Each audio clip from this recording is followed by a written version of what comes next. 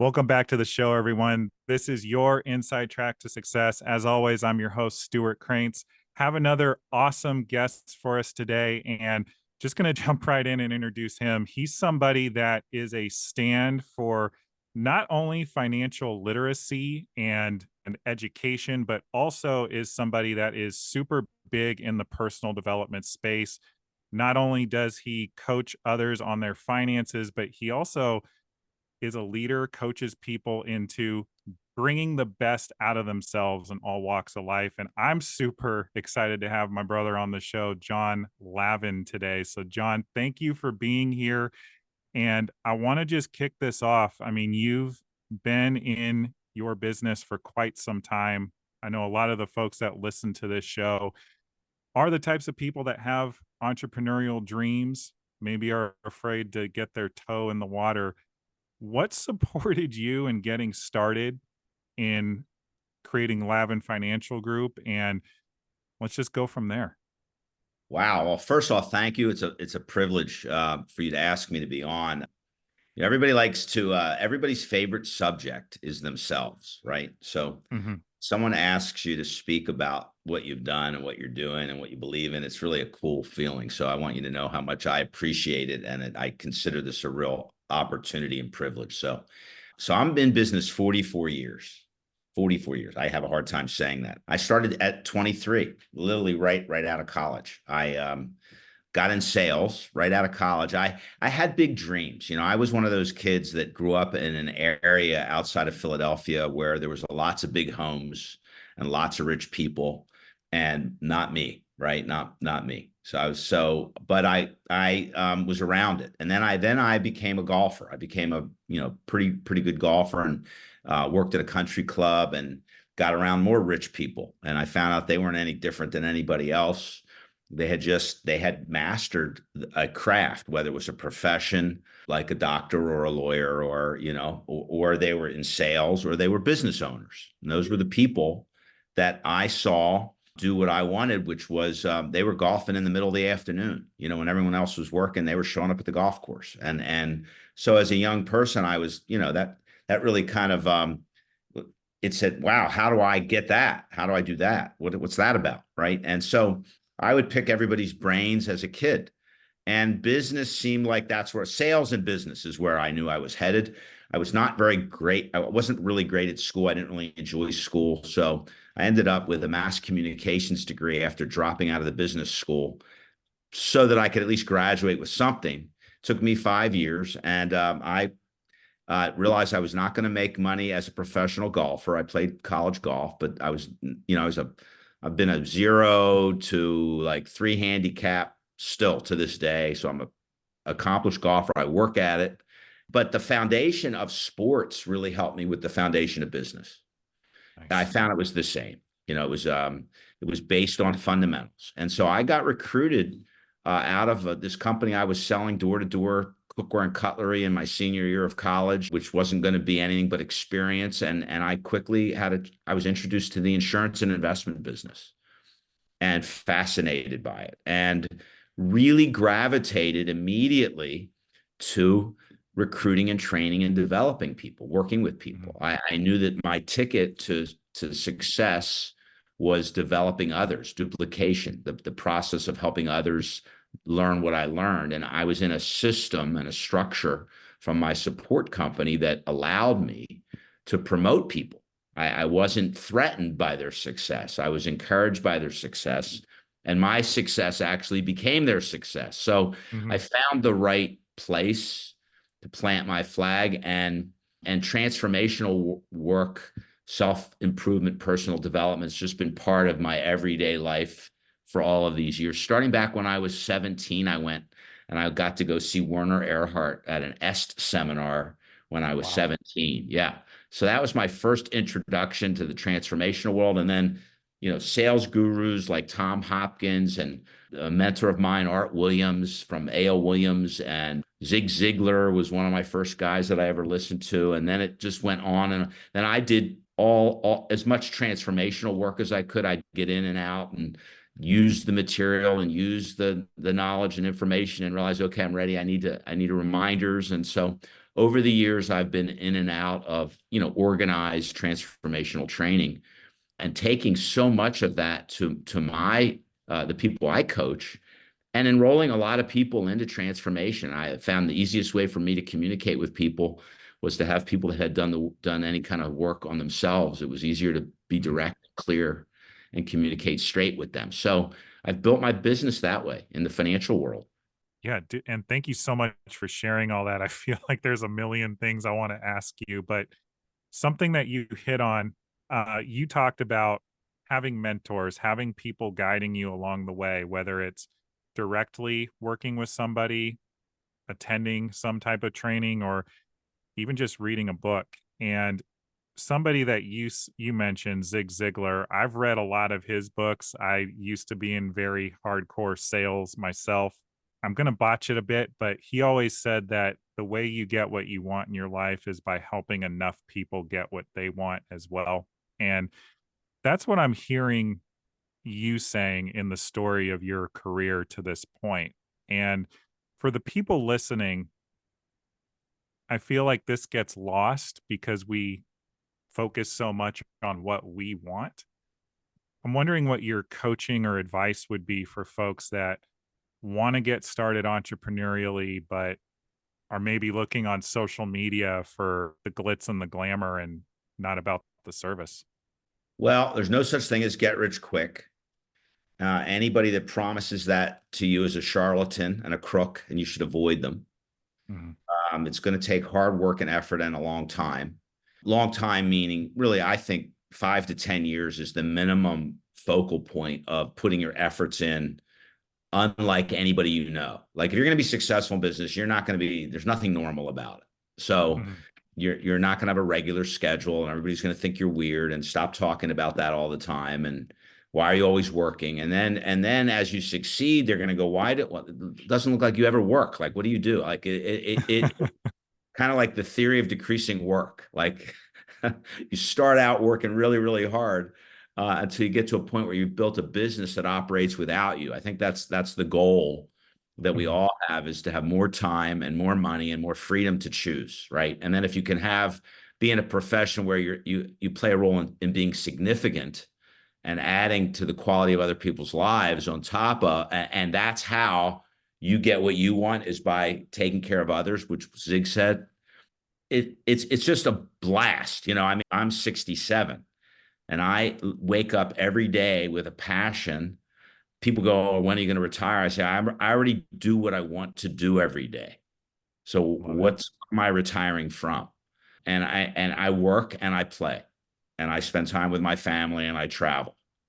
And Mhm. fitness is important as well, and staying healthy as I can. And so I think the key is you've got to find something that you can passionately believe in and then become a master at not all of it. You don't have to be a master at all of what you're passionate about. You have to be a master at parts of it.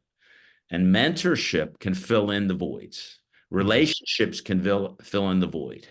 Employees or partners can fill the void. You don't have to be a master of everything. You've got to be a master of something where you become the expert and everybody knows you're the expert at that. And then you build around that. I think so. Mhm. That's been really that's what I've done. So here's a question. I feel like I've spoken to a lot of people who are pursuing that type of mastery in something, but maybe they're getting some outside influence that they shouldn't be focusing on that particular thing, or maybe they don't feel it's aligned to them. What are your thoughts on sticking with something long enough to become a master at it versus dabbling a little bit to try to find maybe something that they're Well, passionate about? don't stick with something you don't enjoy because you're going to be doing it every day. Okay. Got it. So my goal every day is to wake up and have a blast. Mm. Like have the day at the end of the day, put my head on the pillow and say, "Man, it was a great day. I can't wait for tomorrow." That's the goal. Now, there's going to be a lot of crap that comes in throughout the day, and you're going to have to manage those emotions and thoughts. But I think you've got to surround yourself with cheerleaders and people that have your best interests at heart. and not just the people that love you and care about you, because many times they love and care about you, but they don't know what you're passionate, what you want. And they are not. If I always say, don't take advice from people more messed up than you. Okay. So really look at the people who would give you advice and have they done some of the things you want to do. Mm-hmm. And those are the people you should surround yourself with. And that's what mentorship really is about. Find somebody who's done what you want to do and have them become your best friend, have them love you. Mm-hmm. And the way you get them to love you is you love them. You care about them. You show, I mean, everybody, I said it earlier, everybody's favorite subject is themselves. So I think the key is the thing to master of all the things that you can master, the skill to master is people, Mm-hmm. people skills. There's a great little book by a guy named Les Giblin. And most Ooh. people don't know this little book. It's like $6 on Amazon, Les Giblin. And it's Mm-hmm. called Skills with People. And everyone's favorite subject is themselves. And if you spend your time, and in our business, I do a lot of recruiting. So if I'm gonna, there's two ways to recruit. You can tell everybody how great what you have is, and sell them on the features and benefits of all the things that you can do for them, or you can find out what they want that they do not have, that they will not get unless they make some changes, right? And then you Mm-hmm. become the solution to that change. You become Mm-hmm. the answer. You be involved with helping them get what they want. So you have to find out what they want. So you find out what they want with questions. And so we use a little formula called form. And Mm-hmm. form is an acronym for family. You know, tell me about your family, occupation. Tell me about what you do for a living, right? R, well, when you're not working, what do you like to do for recreation? That's R. And then M is motivation. What motivates you? What do you want? Where do you want to be? Where do you see yourself a year, 3 years, 5 years, 10 years from now? And I think everyone on this podcast right now really should ask themselves, what do you want? Why? And what's your plan to get it? And who are you listening to? And who are you getting mentored by? And so, but the search has to be to find something you love. Mm-hmm. And I definitely did not love financial services. So that was not what attracted me to financial services. I enjoyed solving people's problems. And their financial problems were they had probably did not have a game plan for financial success. They didn't have the basics. And so I can get into that. But I mean, the basics are the right kind of insurance at the right price, the right emergency fund, the right game plan to get out of debt, and then a plan to accumulate some real assets that someday could replace you having to work, where you could generate income off of your investments. Your assets could generate income so that you're free. And so I always believed if you could build the assets, no matter what, you're going to win. As long as you live long enough. Okay. And Sure. that's where life insurance comes in to make sure if you don't accumulate the wealth that your family's at least okay if you died prematurely. But if you could build a business while you're building assets, you actually have the opportunity to do what Robert Kiyosaki speaks about. And that's in the cash flow quadrant, he speaks about there's the employee, the self-employed, the business owner, and investor. And our whole education system teaches us to go to school and get a good job and work really hard for a company for a long time and everything will work out. And that's the employee. And he says most people find out not to be the case. And most of us are raised in families where our parents are employees. And that's kind of what we know and what's expected. Don't take the risk. And then we go do our own thing. That's the self-employed. But then if you don't work, you don't get paid. It's totally based on your own effort. Then there's the business owner that focuses on building a system that operates without them having to be there. And if you don't have to be there, you can multiply your efforts and multiply and geometrically grow how fast scale the business. Mm-hmm. And then that and live below your means and that overpayment, that extra money can be invested. And if you diversify your money in many asset classes, that's what we teach, whether that's real estate or mutual funds or retirement plans or stocks or bonds or cryptocurrency or whatever that is, but it's diversified.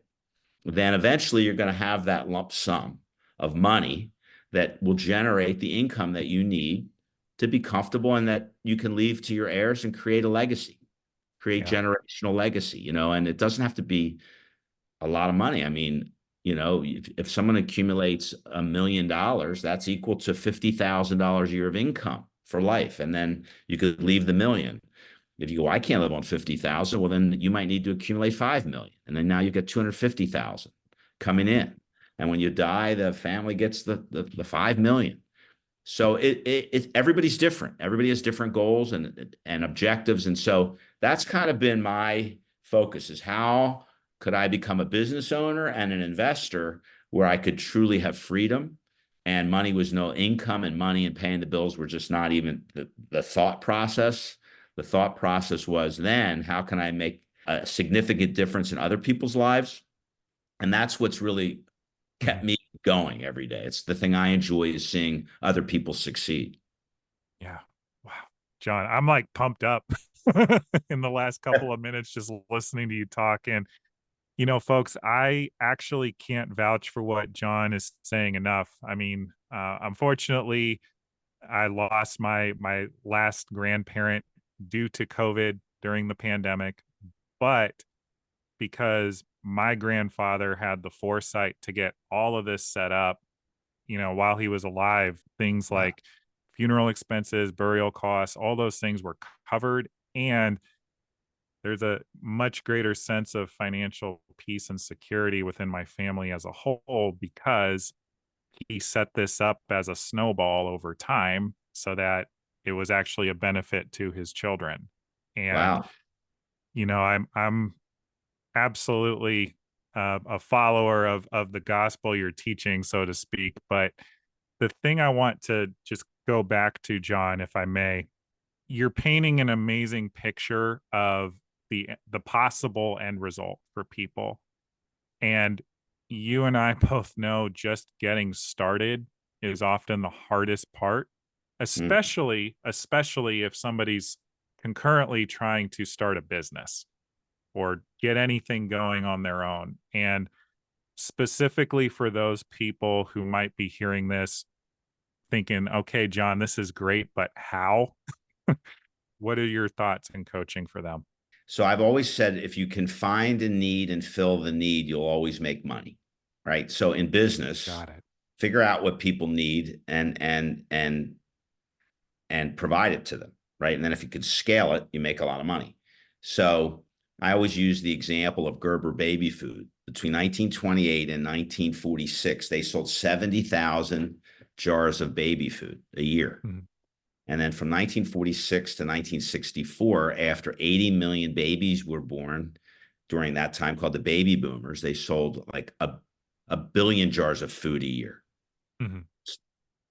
Like, well, why? Well, there was 80 million babies. If you were in the toy business like Mattel was, as the kids got older, you were going to sell toys. If you were in education, you were going to make money. If you were Ford and you came out with the Mustang, as the baby boomers age, they wanted nice cars. Yep. And once the kids, you needed, Chrysler had minivans, right? So you just have to look at every demographic and figure out what product or service you want to market. So I think that's step one, is find something where the demand won't go away. Then you have to find mentorship, coaching. Mhm. Uh, if you go it alone, look at statistics. Why do franchises succeed? Why self-employed small business people go out of business? Why? Well, franchises have the system. They've got a Mhm. system. If you go to a McDonald's today, every one of you knows where the fry machine is and where the takeout window is. It's not on the right, it's on the left. You know that. We know that because they're all the same. That's why Mhm. teenagers can run McDonald's. They've built the business in a way that's duplicatable and transferable. You could train lots of people to do it. Mhm. So I think you have to. So partnerships can work, mentorship, coaching, becoming an expert and a master. Obviously, a lot of businesses require financing and money, and that's hard for a lot of people. So you may have to find a place where you learn a business from somebody else and be really great at it with them. And they'll either understand they need to pay you more to keep you, or you're going to go do it on your own. That's the Mhm. real world. But that would be That would be my advice. Fortunately, in my world, when I train someone to be better than me, I still get paid. So But to your point, everybody's winning, correct? Like you've coached them to a certain level, they're winning, the people that they're serving with financial education and services are winning. And, to maybe your analogy, like it's more or less a franchise model. You're just reproducing the success. that, yeah, yeah. Well, it comes down to if you're good at it, there's two ways to do it. You get really good at it and you hire employees to run it and you pay them well Mhm, enough where it runs without you. I mean, you're still there, mhm. but basically it runs. Or you get in a sales scenario where you can train and develop people to distribute. And then the challenge with most businesses, the very best people leave. So you have to be Yeah. prepared for that, and you have to design a compensation program that includes the best. If you want to Mhm, keep the best, you have to pay them. mhm. And so a lot of business owners don't understand that or see that, or their business, it doesn't matter if somebody leaves because they can be replaced and trained because the training program has been built to bring on the next one. Mhm. I always say to people, if you have a job and you make 100 grand a year, what can the company ask of you? And the answer is whatever they want, because Yeah. there's a lot of people that'll take your $100,000 a year job in a second if you won't do what they want you to do. So I think you really have to, again, surround yourself with mentors and coaches and be in environments where you continue to personally develop and grow and grow your skills in that expertise. Yeah. Awesome. Awesome stuff. And want to switch gears slightly here. Something that we haven't discussed, which I think is super cool about your story, John, is that you actually built this business with your family over time. Like Yeah. you and your wife Patty have been in business together, growing this thing from the bottom up. What has that experience been like, sharing this journey with your spouse, and how has that impacted your relationship? Well, we're married 40 years. I was 23 and she was 19 when I started in this business.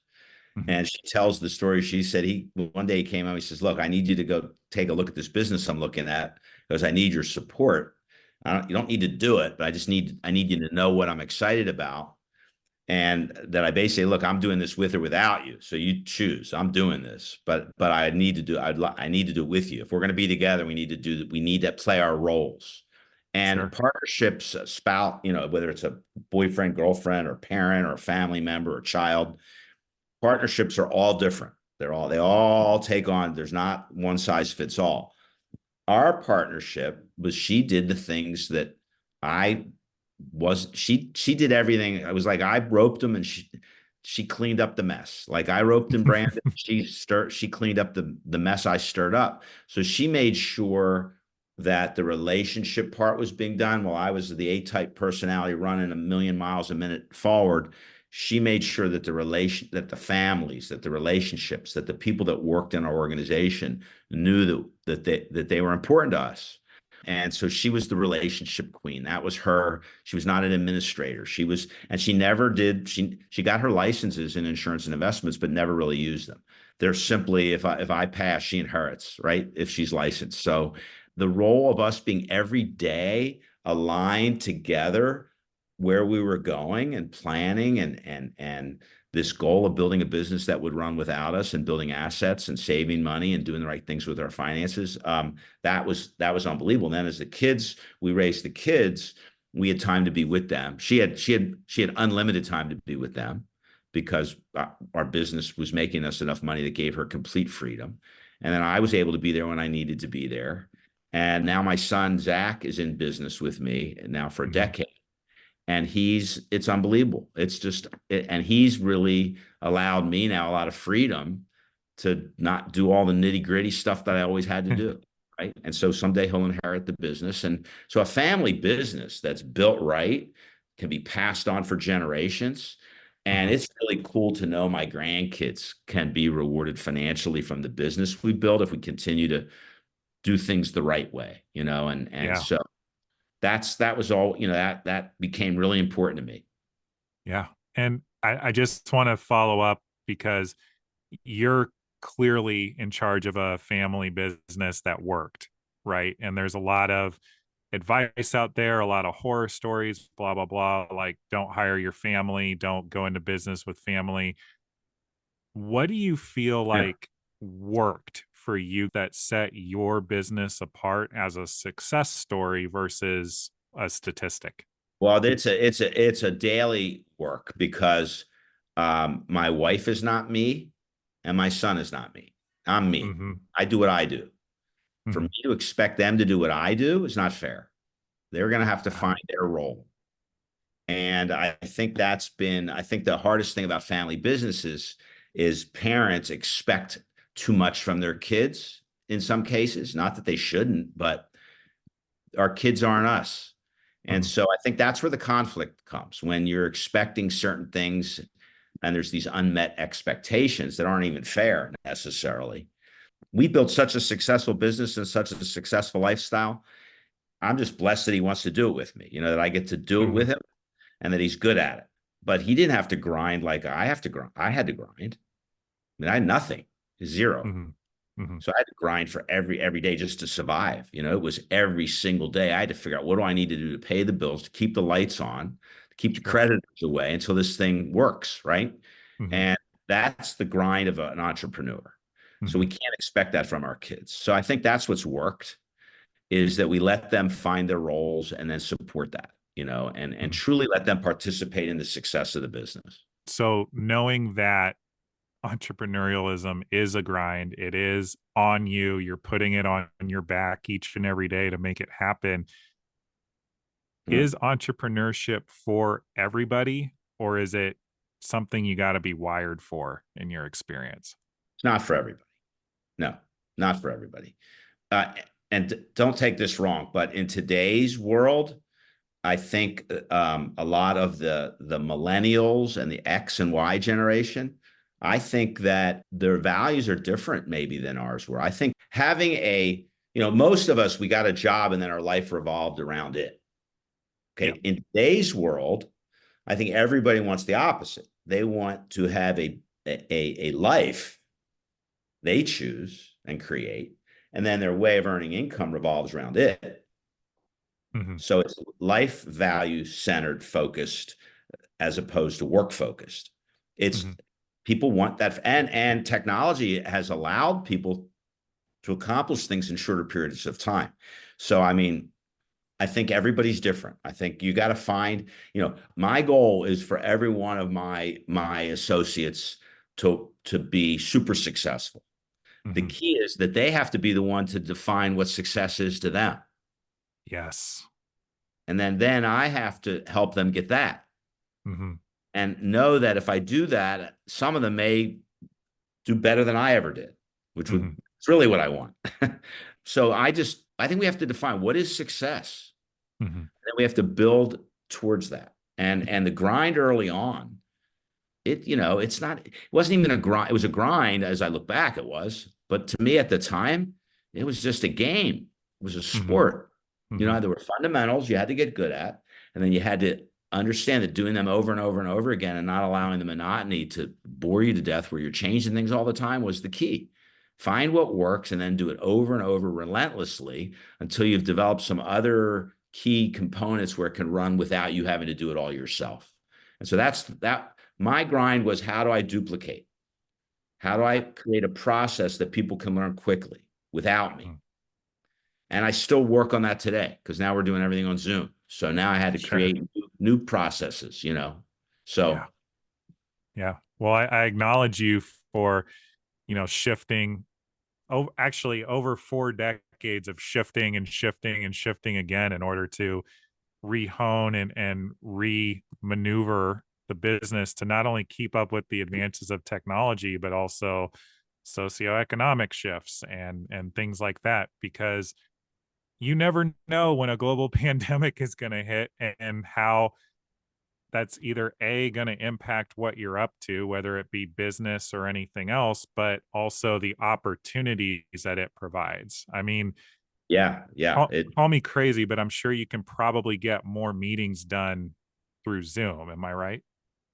So the pandemic taught us that I could do business from the beach in Margate City, New Jersey Hmm.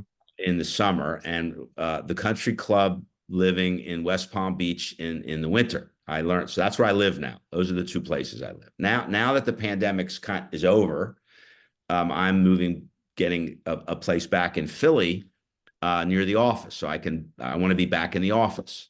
And so I think there's a balance. And what's happened is a lot of our sales calls can take place on Zoom. Hmm. But as far as building relationships and mentorship and young people being around mentors to really learn, you can't really do that on Zoom because it's an hour or two in a day. And to really learn a business, you've got to watch the mentor or the owner operate for hours, for Hmm. days, to get the little nuggets and the experience and to be able to watch them operate. And you can't do that on Zoom. So what I've found is Zoom is amazing for certain parts of aspects of the business, but in the area of leadership development, not so good. So Got it. we've really got more of a high, for me, our business is becoming more and more of a hybrid. Those personal meetings, the personal times when everybody's together. So that's why I think a lot of businesses are going back to like 2 days a week or 3 days a week at the office and then the rest from home. And they're finding their mix. And I think that makes a lot of sense. Yeah. Got it. Love your opinion on that one. And I want to go back to the topic of success because I feel like it's still relevant here. Things are changing over time. We've been talking about it for the last several minutes. Something that you, I'm sure, have experienced is that as you are recruiting folks for the business, you're recruiting people all different walks of life, backgrounds, things like that.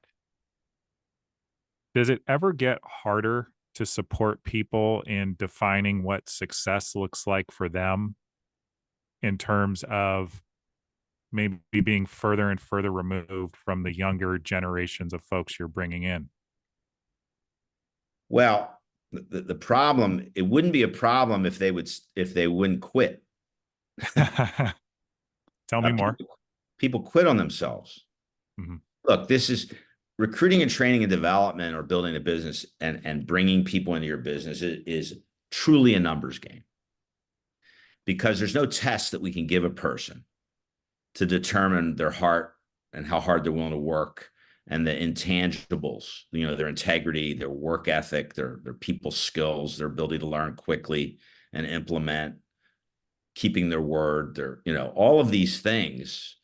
It's like people say, hey, I want to get in shape. You go to you can go sign up for the gym. You know how many people sign up for the gym and are paying memberships monthly for a gym they never go to because they may want to start back up but when they signed up, they had every intent of getting in shape and losing weight and being flexible and fit and strong. That was their intent. And but if you tell the coach, okay, here's what I want, the coach says, okay, well, you're gonna have to be here 3 times a week and work out with me. You're gonna have to eat this diet. You're gonna have to get this kind of rest, and then you'll get in 6 months. I can show you those results you want. But what percentage of the population follows through with that? Yeah. Okay, so if in the gym world, if they base their success based on the number of people that actually succeeded, that would be a failure. They have a different measurement. It's called how many memberships, right? Mhm. Um, Even though they want people to be in shape, that's the goal. It's the same thing in our business. I want people to be successful, but I can't want it for you more than you want it for you. Yep. And so my job is to sort through large numbers of people to find out who has those intangibles so that I can choose to mentor people that deserve it, not those that I want it more for them than they want it for themselves. Mhm. That's the hardest work I have. Sure. And quick follow-up question. Definitely hear what you say. You can't want it for somebody more than they want it for themselves. Is there ever something, or has there ever been a time, excuse me, where you were able to get somebody to like flip the light switch on for themselves, or is that just impossibly rare? No, I think that's rare. I think you could be an example of success. Sure. You can lead by example. You can't motivate anybody to success. You can't say there's no line or phrase. It's they have to see you doing it. They have to see you being the real deal. You're the real deal. Now that person that knows you're the real deal says to themselves, you know what? This guy or gal is the real deal. Like they keep coming through over and over again. They do what they say they're going to do. They're very driven. They're very motivated. They've got clear goals.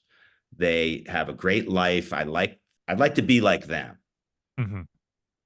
Yeah. So I'm going to start doing what they tell me to do. So someone can flip a switch, say, you know what? I'm going to start listening and Yeah. acting on the coaching. I'm going to actually get coached and then do what they're telling me to do instead of listening to the coaching, nodding, acting like I'm listening, and then go about and doing half cock what I want to go do. Okay. And that's what most people do. Most people are not coachable, but those that are become very successful almost every single time in sports and in business alike.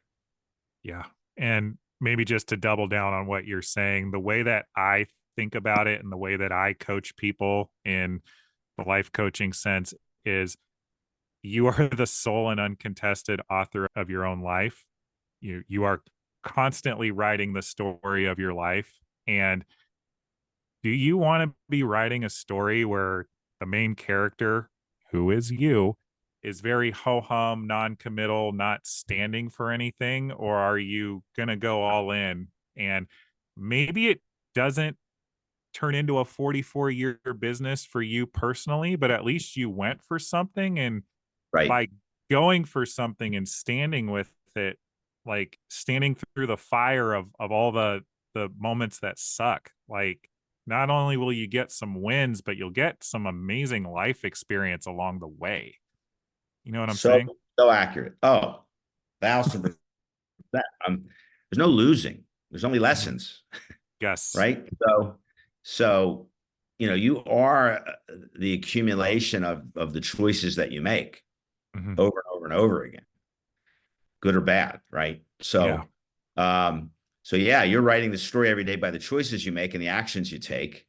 And that's too much. You asked earlier, are some people not cut out to be an entrepreneur? Absolutely, there are people not cut out for it. There's many people that are much better off going to work and somebody having them tell them exactly what to do and doing that job as well as they have to get their paycheck because that company's only paying you enough to keep you. And most employees are doing enough to look like they're doing what's needed. Okay. I mean, Yeah. but then when you're not working, then you've got your life you can go live. Okay. I would just say to those of you that fit that category, just live below your means and sock your money away. Use the 401k at work, Mhm. get up to the match, Mhm. use Roth IRAs, use mutual funds. Today, I believe you should allocate a percentage of your money to Bitcoin and Ethereum. Okay.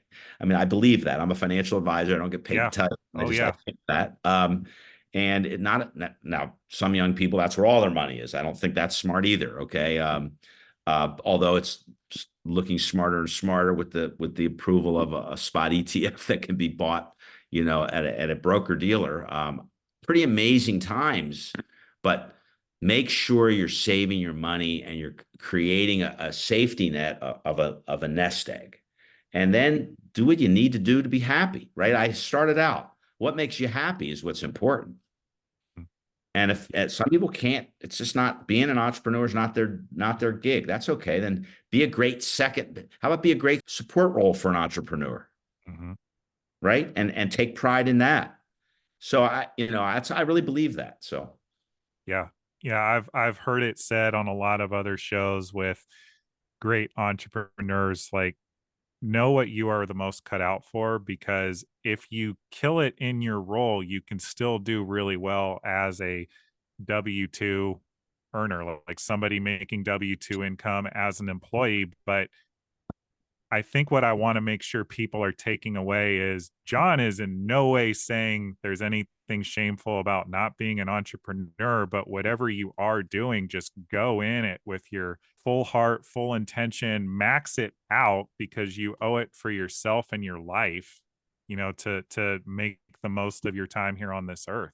And John, yeah, I wish we had another hour, but I want to make sure we at least hit this, and then I got one more question for you before we sign out. want to make sure that we talk specifically about Lavin Financial Group.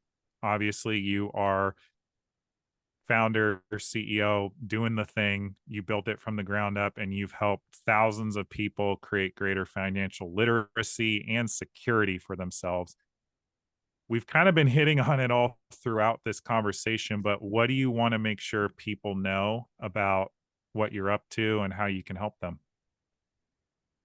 So, wow, great question. Thank you.